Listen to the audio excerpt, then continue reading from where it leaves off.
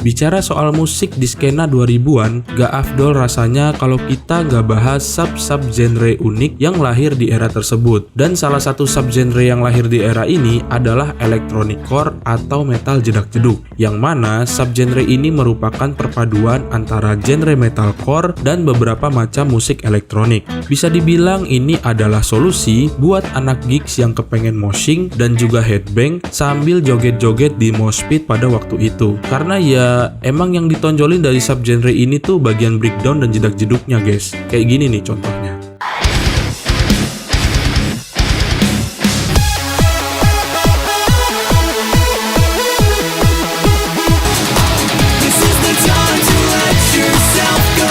Ngerti kan sekarang maksud gua? Selain perpaduan musiknya yang unik, lahirnya subgenre electronic core ini juga diiringi dengan unsur-unsur pendukungnya yang gak kalah unik guys, seperti aksi panggung dan juga gaya berpakaian. Bahkan waktu lagi booming-boomingnya, band-band yang mengusung aliran electronic core ini berlomba-lomba untuk membuat intro yang epic dan juga ciamik. Gak heran kadang ada band yang bisa ngabisin waktu lebih dari semenit di atas panggung buat sekedar joget-joget dulu atau ngelakuin hal random lainnya. Kayak gini nih contohnya.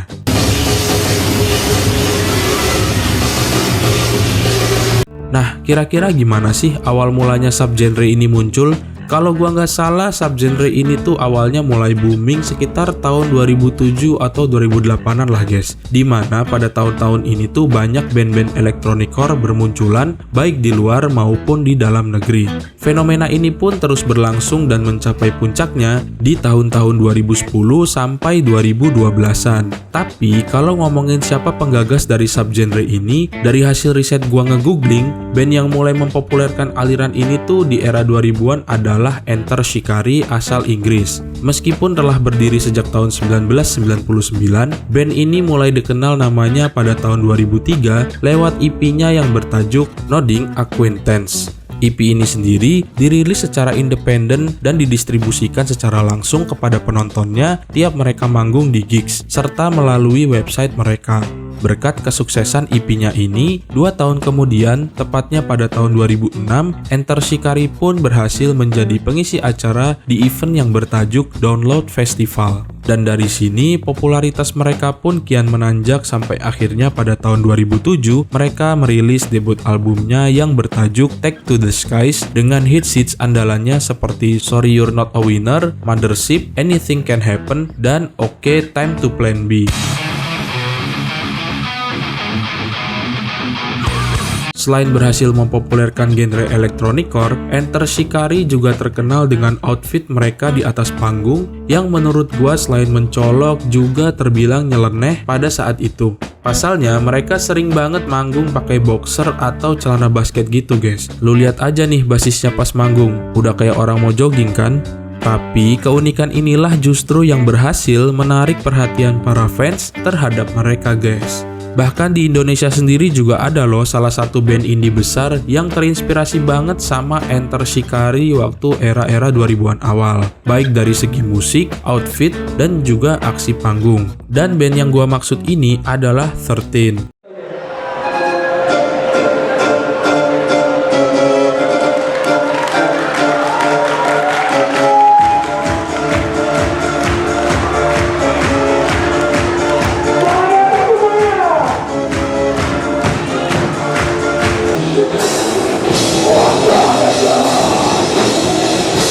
Nah, gak lama setelah rilisnya debut album Enter Shikari, tepatnya pada bulan November 2008, sebuah band bernama Attack Attack merilis debut albumnya yang bertajuk Someday Came Suddenly di bawah naungan Rise Records. Dan bisa gua bilang debut albumnya ini menjadikan Attack Attack sebagai versi sempurna dari genre electronic core pada saat itu. Loh, kok bisa? Kalau boleh jujur, meskipun Enter Shikari merupakan pencetus awal genre ini, sayangnya hasil rekaman pada debut album mereka itu masih terasa cukup kasar di telinga, terlepas dari lagu-lagunya yang unik dan enak didengar ya. Salah satu yang paling signifikan adalah suara drumnya yang masih flat dan tidak melebur secara sempurna dengan gitar serta bassnya. Selain itu, hasil keseluruhan rekamannya juga tidak terasa bulat suaranya, atau kasarnya masih terasa seperti sebuah rekaman demo rumahan gitulah guys.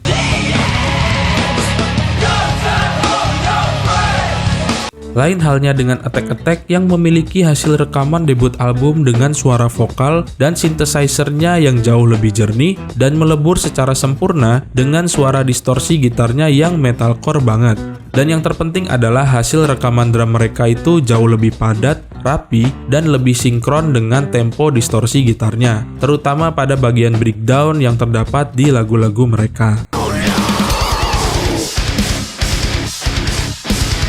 Sama halnya seperti Enter Shikari, Attack Attack pun punya keunikan tersendiri, terutama dari segi aksi panggungnya yang sangat fenomenal, namun ajaibnya berhasil menarik perhatian para fans dan menginspirasi band-band lain dengan genre yang sama. Aksi panggung mereka yang gua maksud di sini adalah gaya kepiting berjalan atau crabcore dan gaya jogging di tempat sambil loncat-loncat kecil. Tentunya lengkap dengan setelan kaos V-neck polos serba hitamnya ya guys.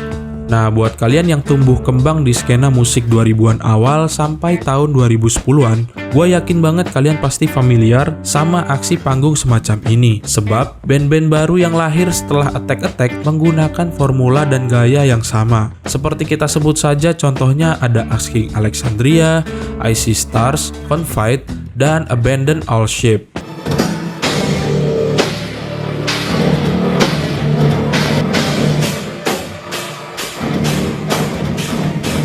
Meskipun ketenaran Attack Attack tidak bertahan lama pasca album pertamanya, namun mereka sukses meninggalkan dampak yang sangat besar lewat debut albumnya, sekaligus menjadi cetakan biru atau template untuk band-band elektronikcore lain setelahnya. Tapi secara keseluruhan, baik Enter Shikari maupun Attack Attack sama-sama berperan besar dalam melahirkan subgenre metal joget-joget atau yang biasa dikenal dengan istilah elektronikcore ini. Di Indonesia sendiri, band-band yang lahir di era maraknya elektronikcore ini ada cukup banyak loh guys selain 13. Sebut saja Blah Blah Blast, Cemetery Dance Club, dan banyak lah pokoknya guys, lupa gua asli, udah lama banget soalnya tuh.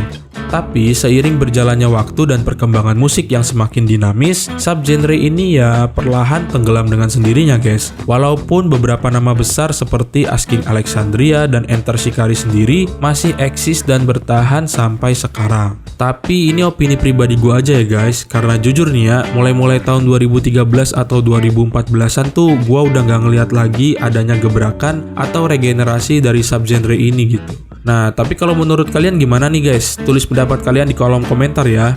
Oke, kayaknya segitu dulu aja pembahasan gue di video kali ini. Kalau kalian suka sama video gue, pastikan kalian like dan share video ini, serta tekan tombol subscribe ke channel ini ya. Dah.